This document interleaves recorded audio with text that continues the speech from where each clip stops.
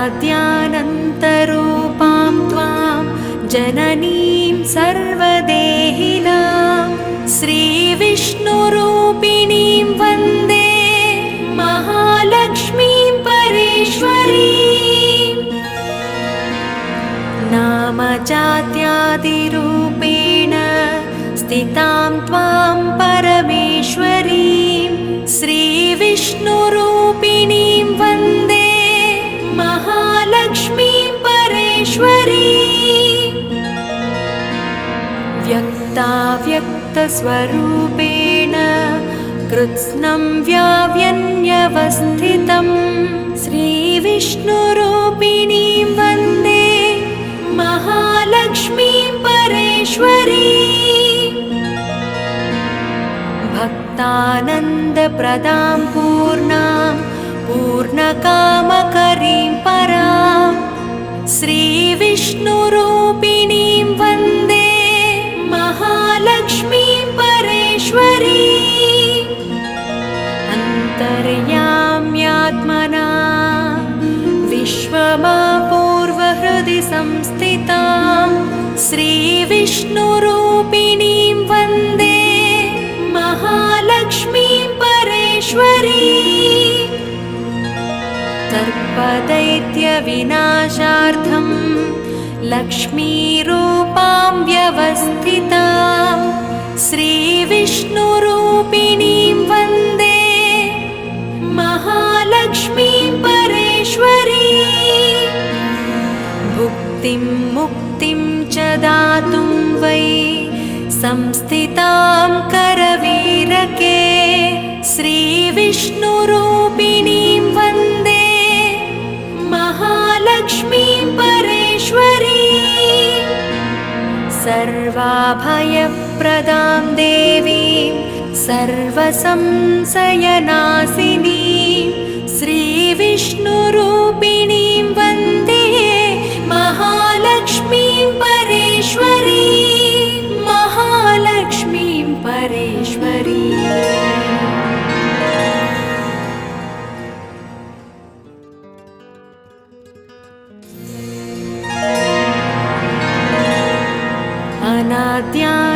अनाद्यानन्तरूपां त्वां जननीं सर्वदेहिनां श्रीविष्णुरूपिणीं वन्दे महालक्ष्मीं परेश्वरीं।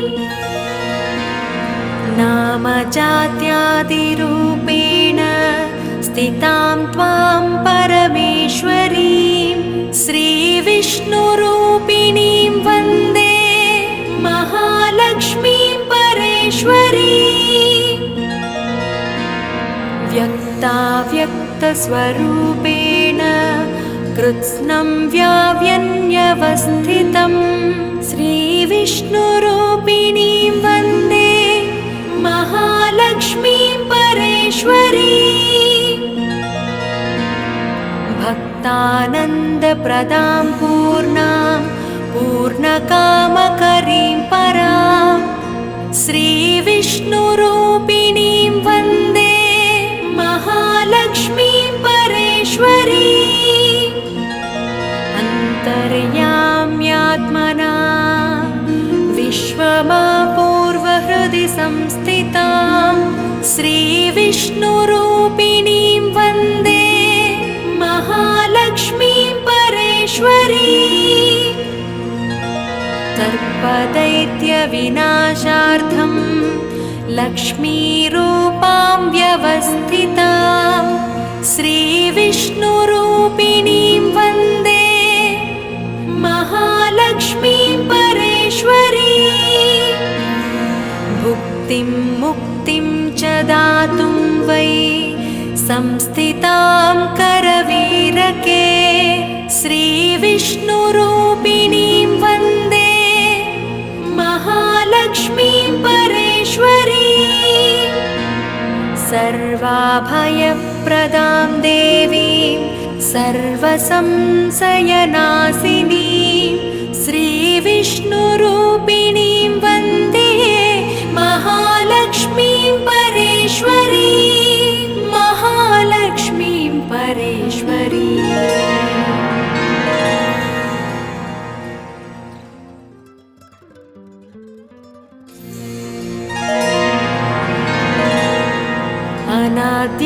अनाद्यानन्तरूपां त्वां जननीं सर्वदेहिनां श्रीविष्णुरूपिणीं वन्दे महालक्ष्मीं परेश्वरीम्। नामजात्यादिरूपेण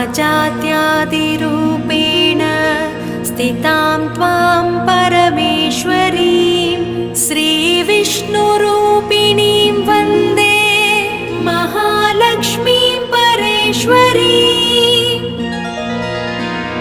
व्यक्ताव्यक्तस्वरूपेण कृत्स्नं व्याव्यन्यवस्थितं श्रीविष्णुरूपिणीं वन्दे महालक्ष्मीं परेश्वरीम्।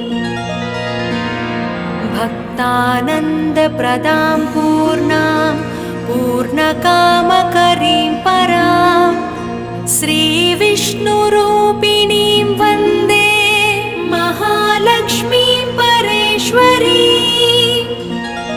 अन्तर्याम्यात्मना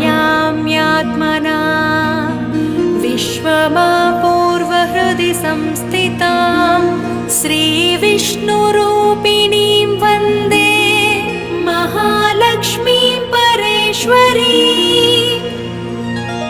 सर्पदैत्यविनाशार्थं लक्ष्मीरूपां व्यवस्थितां श्रीविष्णुरूपिणीं वन्दे महालक्ष्मीं परेश्वरीम्। भुक्तिं मुक्तिं च दातुं वै संस्थितां करवीरके श्रीविष्णुरूपिणीं वन्दे महालक्ष्मीं परेश्वरीम्। सर्वाभयप्रदां देवीं सर्वसंशयनाशिनीं श्रीविष्णुरूपिणीं वन्दे महालक्ष्मीं परेश्वरीं। महालक्ष्मीं परेश्वरीम्।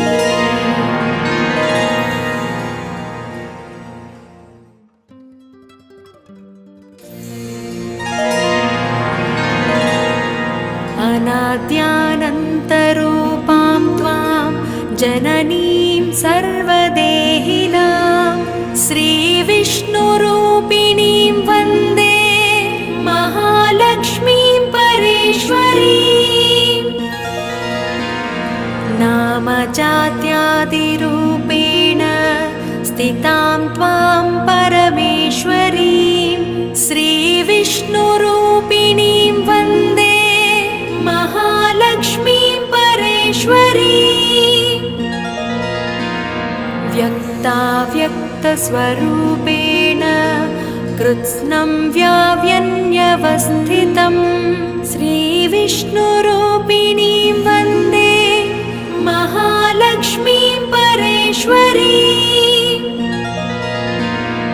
भक्तानन्दप्रदां पूर्णां पूर्णकामकरीं परां श्रीविष्णुरूपिणीं वन्दे महालक्ष्मीं परेश्वरीम्। अन्तर्याम्यात्मना विश्वमापूर्वहृदि संस्थितां श्रीविष्णुरूपिणीं वन्दे महालक्ष्मीं परेश्वरीम्। सर्पदैत्यविनाशार्थं लक्ष्मीरूपां व्यवस्थितां श्रीविष्णुरूपिणीं वन्दे महालक्ष्मीं परेश्वरीम्। भुक्तिं मुक्तिं च दातुं वै संस्थितां करवीरके श्रीविष्णुरूपिणीं वन्दे महालक्ष्मीं परेश्वरीम्। सर्वाभयप्रदां देवीं सर्वसंशयनाशिनीं श्रीविष्णुरूपिणीं वन्दे महालक्ष्मीं परेश्वरीम्। महालक्ष्मीं परेश्वरीम्।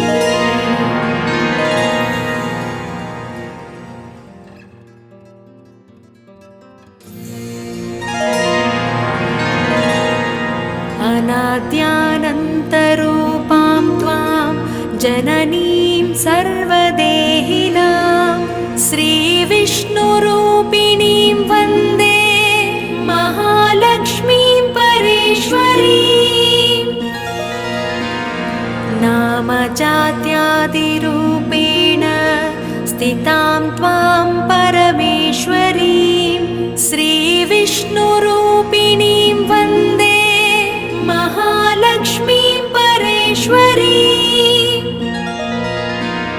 व्यक्ताव्यक्तस्वरूपेण कृत्स्नं व्याव्यन्यवस्थितं श्रीविष्णुरूपिणीं वन्दे महालक्ष्मीं परेश्वरीं भक्तानन्दप्रदां पूर्णां पूर्णकामकरीं परां श्रीविष्णुरूपिणीं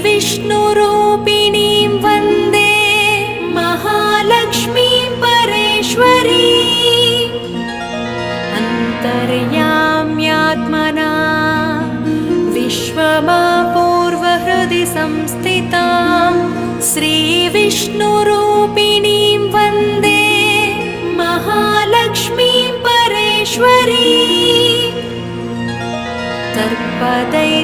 सर्पदैत्यविनाशार्थं लक्ष्मीरूपां व्यवस्थितां श्रीविष्णुरूपिणीं वन्दे महालक्ष्मीं परेश्वरीं भुक्तिं मुक्तिं च दातुं वै संस्थितां करवीरके श्रीविष्णुरूपिणीं वन्दे महालक्ष्मीं परेश्वरीं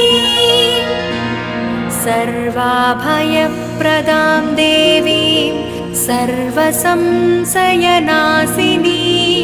श्रीविष्णुरूपिणीं वन्दे महालक्ष्मीं परेश्वरीं महालक्ष्मीं परेश्वरीं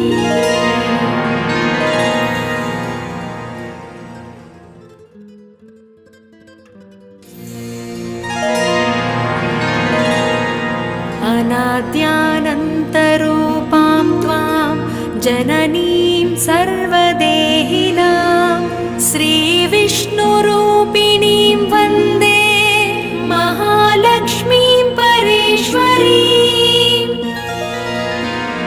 नामजात्यादिरूपेण स्थितां त्वां परमेश्वरीं श्रीविष्णुरूपिणीं वन्दे महालक्ष्मीं परेश्वरीं व्यक्ताव्यक्तस्वरूपेण कृत्स्नं व्याव्यन्यवस्थितं श्रीविष्णुरूपिणीं वन्दे महालक्ष्मीं परेश्वरीं भक्तानन्दप्रदां पूर्णां पूर्णकामकरीं परां श्रीविष्णुरूपिणीं वन्दे महालक्ष्मीं परेश्वरीं अन्तर्याम्यात्मना विश्वमापूर्वहृदि संस्थितां श्रीविष्णुरूपिणीं वन्दे महालक्ष्मीं परेश्वरीं सर्पदैत्यविनाशार्थं लक्ष्मीरूपां व्यवस्थितां श्रीविष्णुरूपिणीं वन्दे महालक्ष्मीं परेश्वरीं भुक्तिं मुक्तिं च दातुं वै संस्थितां करवीरके श्रीविष्णुरूपिणीं वन्दे महालक्ष्मीं परेश्वरीं सर्वाभयप्रदां देवीं सर्वसंशयनाशिनीं श्रीविष्णुरूपिणीं वन्दे महालक्ष्मीं परेश्वरीं महालक्ष्मीं परेश्वरीं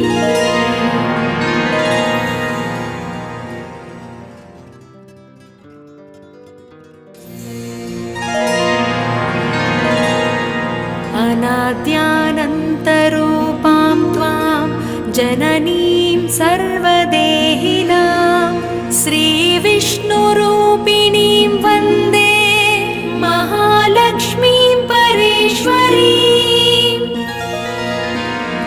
नामजात्यादिरूपेण स्थितां त्वां परमेश्वरीं श्रीविष्णुरूपिणीं वन्दे महालक्ष्मीं परेश्वरीम् व्यक्ताव्यक्तस्वरूपेण कृत्स्नं व्याव्यन्यवस्थितं श्रीविष्णुरूपिणीं वन्दे महालक्ष्मीं परेश्वरीम् भक्तानन्दप्रदां पूर्णां पूर्णकामकरीं परां श्रीविष्णुरूपिणीं वन्दे महालक्ष्मीं परेश्वरीम् अन्तर्याम्यात्मना विश्वमापूर्वहृदि संस्थितां श्रीविष्णुरूपिणीं वन्दे महालक्ष्मीं परेश्वरीम् सर्पदैत्यविनाशार्थं लक्ष्मीरूपां व्यवस्थितां श्रीविष्णुरूपिणीं वन्दे महालक्ष्मीं परेश्वरीम् भुक्तिं मुक्तिं च दातुं वै संस्थितां करवीरके श्रीविष्णुरूपिणीं वन्दे महालक्ष्मीं परेश्वरीम् सर्वाभयप्रदां देवीं सर्वसंशयनाशिनीं श्रीविष्णुरूपिणीं वन्दे महालक्ष्मीं परेश्वरीम् महालक्ष्मीं परेश्वरीम्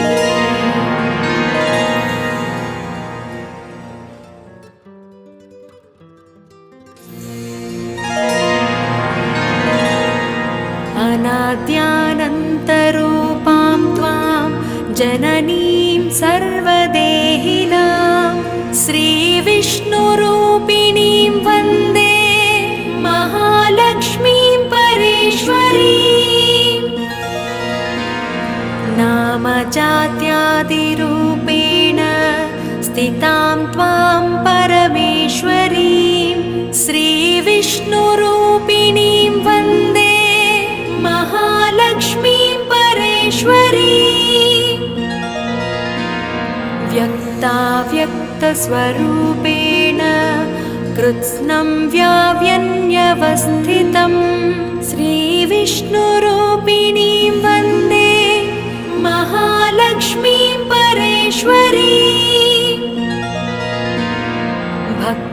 भक्तानन्दप्रदां पूर्णां पूर्णकामकरीं परां श्रीविष्णुरूपिणीं वन्दे महालक्ष्मीं परेश्वरीम् अन्तर्याम्यात्मना विश्वमापूर्वहृदि संस्थितां श्रीविष्णुरूपिणीं वन्दे महालक्ष्मीं परेश्वरीम्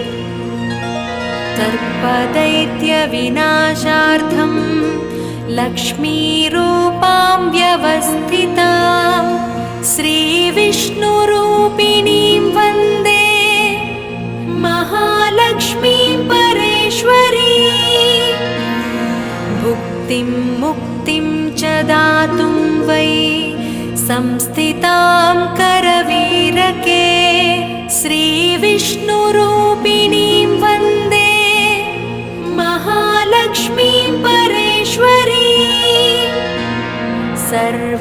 सर्वाभयप्रदां देवीं सर्वसंशयनाशिनीं श्रीविष्णुरूपिणीं वन्दे महालक्ष्मीं परेश्वरीम् महालक्ष्मीं परेश्वरीम्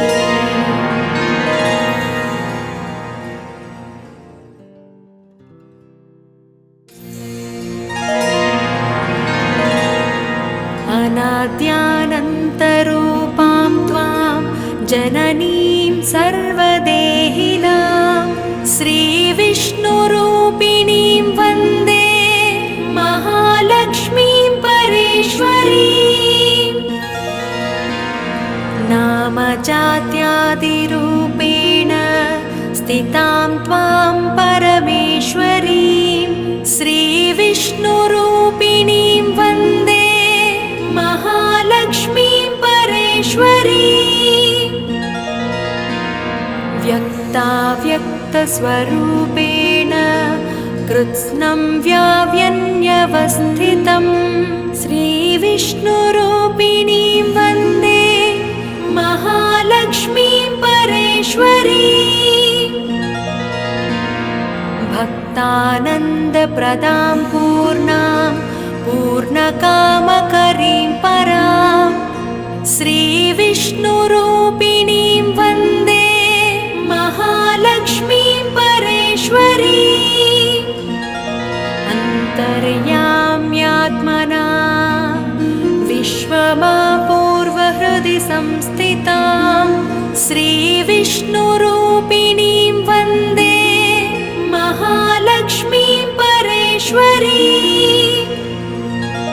सर्पदैत्यविनाशार्थं लक्ष्मीरूपां व्यवस्थितां श्रीविष्णुरूपिणीं वन्दे महालक्ष्मीं परेश्वरीम्।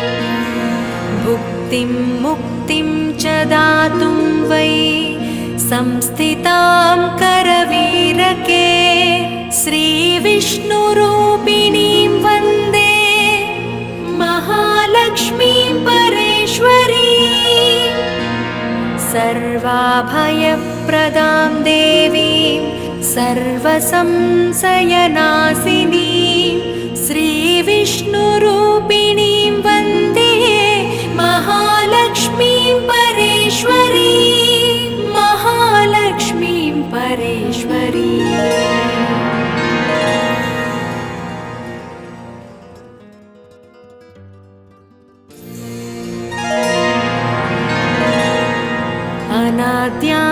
अनाद्यानन्तरूपां त्वां जननीं सर्वदेहिनां श्रीविष्णुरूपिणीं वन्दे महालक्ष्मीं परेश्वरीम्। नामजात्यादिरूपेण स्थितां त्वां परमेश्वरीं श्रीविष्णुरूपिणीं वन्दे महालक्ष्मीं परेश्वरीम्।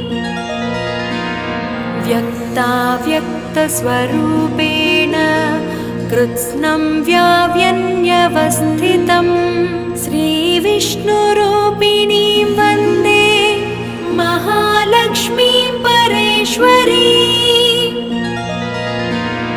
भक्तानन्दप्रदां पूर्णां पूर्णकामकरीं परां श्रीविष्णुरूपिणीं वन्दे महालक्ष्मीं परेश्वरीम्। अन्तर्याम्यात्मना विश्वमापूर्वहृदि संस्थितां श्रीविष्णुरूपिणीं वन्दे महालक्ष्मीं परेश्वरीम्। सर्पदैत्यविनाशार्थं लक्ष्मीरूपां व्यवस्थितां श्रीविष्णुरूपिणीं वन्दे महालक्ष्मीं परेश्वरीम्। भुक्तिं मुक्तिं च दातुं वै संस्थितां करवीरके श्रीविष्णुरूपिणीं वन्दे महालक्ष्मीं परेश्वरीम्। सर्वाभयप्रदां देवीं सर्वसंशयनाशिनीं श्रीविष्णुरूपिणीं वन्दे महालक्ष्मीं परेश्वरीम्। महालक्ष्मीं परेश्वरीम्।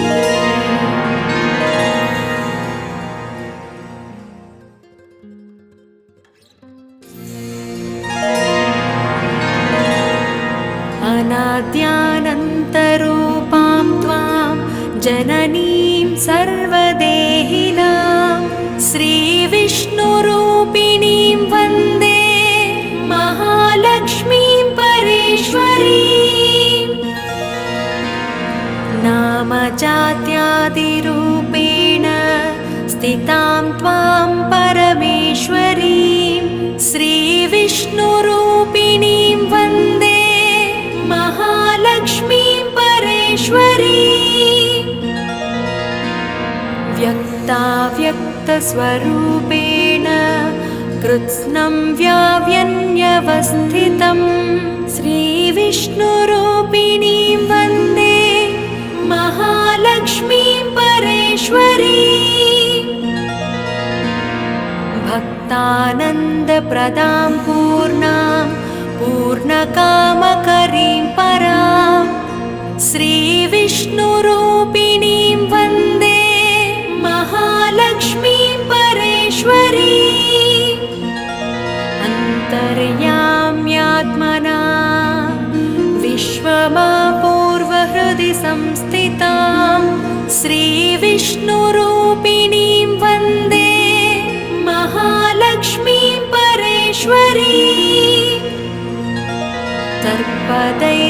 सर्पदैत्यविनाशार्थं लक्ष्मीरूपां व्यवस्थितां श्रीविष्णुरूपिणीं वन्दे महालक्ष्मीं परेश्वरीं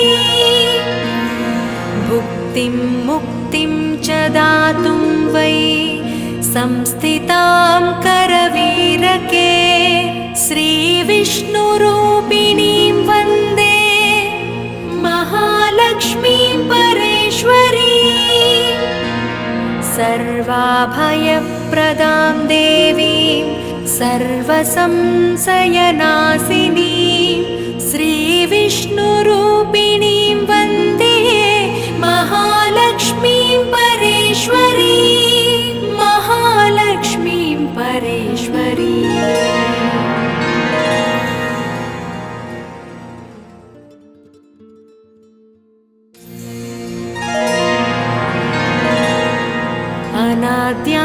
अनाद्यानन्तरूपां त्वां जननीं सर्वदेहिनां श्रीविष्णुरूपिणीं वन्दे महालक्ष्मीं परेश्वरीं नामजात्यादिरूपेण स्थितां त्वां परमेश्वरीं श्रीविष्णुरूपिणीं वन्दे महालक्ष्मीं परेश्वरीं व्यक्ताव्यक्तस्वरूपेण कृत्स्नं व्याव्यन्यवस्थितं श्रीविष्णुरूपिणीं वन्दे महालक्ष्मीं परेश्वरीं भक्तानन्दप्रदां पूर्णां पूर्णकामकरीं परां श्रीविष्णुरूपिणीं वन्दे महालक्ष्मीं परेश्वरीं अन्तर्याम्यात्मना विश्वमापूर्वहृदि संस्थितां श्रीविष्णुरूपिणीं वन्दे महालक्ष्मीं परेश्वरीं सर्पदैत्यविनाशार्थं लक्ष्मीरूपां व्यवस्थितां